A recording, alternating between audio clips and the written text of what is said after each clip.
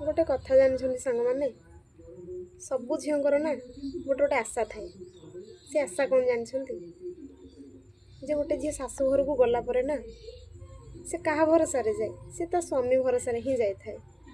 तो तार गोटे आशा थाए कि शाशु घर ताकू किए बुझू किए न बुझू तो तार किसी फरक पड़ेनी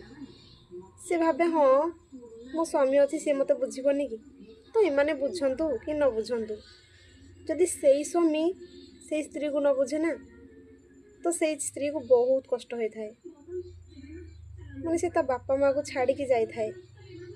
तो ताको यदि तमें न बुझीब से क्या भरोसा जाइथिला तुम भरोसा जाइथिला ना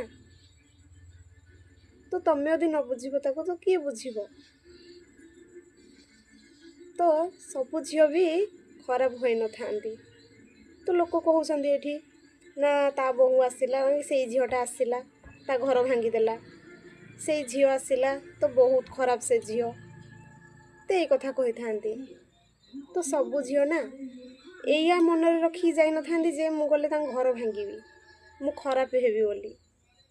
खराब हेबी बोली से चिंताधारा रखिकी से घर को जाई न थाए सी यही चिंताधारा रखिकी जाई थाए जे से केमिति गले तांको मन नहीं कि चलिबो तो तांको निजर करिवो बोली जदि से झील आज खराब है ना तो केवल सेठाकार लोकों पाई तो किछि लोक को व्यवहार पाई किछि लोकंकर माने कटु कथा पाई माने ताकू बाध्य आज कला खराब हवा पे तो ताकू लोक माने समस्त कहते से बहुत खराब तो से खराब नुह आज्ञा से कहीं खराब हम से कौन खराब हम बोली भाविकी आसीथिला कि तुम ताकू सेमिति व्यवहार कल जे सी आज खराब है तो बुझु नहंती कहीं